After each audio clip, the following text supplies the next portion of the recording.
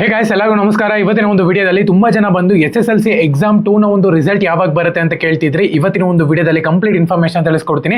ಇನ್ನ ಚಾನಲ್ಗೆ ಸಬ್ಸ್ಕ್ರೈಬ್ ಮಾಡ್ಕೊಂಡಿಲ್ಲ ಅಂದ್ರೆ ಸಬ್ಸ್ಕ್ರೈಬ್ ಮಾಡ್ಕೊಂಡು ಪಕ್ಕದಲ್ಲಿರುವಂತ ಒಂದು ಬೆಲ್ ಐಕಾನ್ ಕ್ಲಿಕ್ ಮಾಡೋದು ಮರಿಬೇಡಿ. ಬನ್ನಿ ವಿಡಿಯೋನ ಸ್ಟಾರ್ಟ್ ಮಾಡೋಣಂತೆ.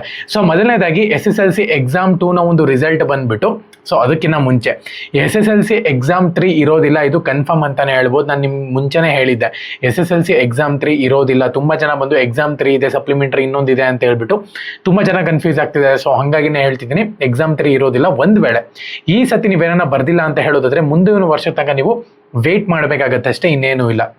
ಈ ಸತಿ ವ್ಯಾಲ್ಯೂಯೇಷನ್ ಅನ್ನೋವಾಗಲೇ ಸ್ಟಾರ್ಟ್ ಆಗಿಬಿಟ್ಟಿದೆ, ಎಕ್ಸಾಮ್ ಕಂಪ್ಲೀಟ್ ಆಗಿ ಮುಗ್ದೋಗ್ಬಿಟ್ಟಿದೆ. ಸೊ ವ್ಯಾಲ್ಯೂಯೇಷನ್ ಕೂಡ ಸ್ಟಾರ್ಟ್ ಆಗಿದೆ, ಇನ್ನೇನು ರಿಸಲ್ಟ್ ಬರೋದು ಬಾಕಿ ಅಷ್ಟೇನೆ.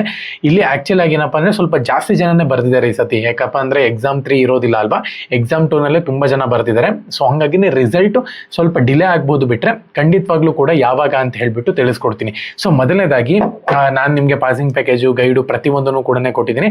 ಅದೆಲ್ಲ ನಿಮಗೆ ಯೂಸ್ ಆಯಿತು ಅಂತ ಅನ್ಕೊಂತೀನಿ. ತುಂಬಾ ಜನ ತೊಗೊಂಡಿದ್ದೀರಾ, ತುಂಬಾ ಜನ ಪಾಸ್ ಆಗಿದ್ದೀರಾ, ನನಗೆ ಮೆಸೇಜು ಕೂಡ ಮಾಡಿದ್ದೀರಾ, ಚೆನ್ನಾಗಿದೆ ಬ್ರೋ, ಪಾಸ್ ಆಗ್ತೀವಿ ನಾವು, ಓದ್ಕೊಂಡಿದೀವಿ ಅಂತ ಹೇಳ್ಬಿಟ್ಟು. ಸೊ ಹಂಗಾಗಿನೇ ಎಕ್ಸಾಮ್ 3 ಇಲ್ಲ ಅಂತ ಹೇಳೋದಾದ್ರೆ ಎಕ್ಸಾಮ್ 3ಗೂ ಕೂಡ ಪಾಸಿಂಗ್ ಪ್ಯಾಕೇಜ್ ನಾವು ಪ್ರೊವೈಡ್ ಮಾಡ್ತಿದ್ವಿ.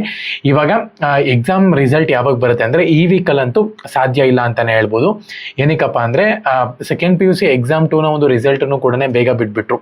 ಸೊ ಹಂಗಾಗಿನೇ ಇವಾಗ CM ಬದಲಾವಣೆ ಅದು ಇದು ಟೆನ್ಷನ್ ಇರೋದ್ರಿಂದ ಸದ್ಯದ ಮಟ್ಟಿಗೆ ಏನೋ ರಿಸಲ್ಟ್ ಇದ್ದೇನು ಅಪ್ಡೇಟ್ ಇಲ್ಲ ಅಂತಾನೆ ಹೇಳ್ಬೋದು.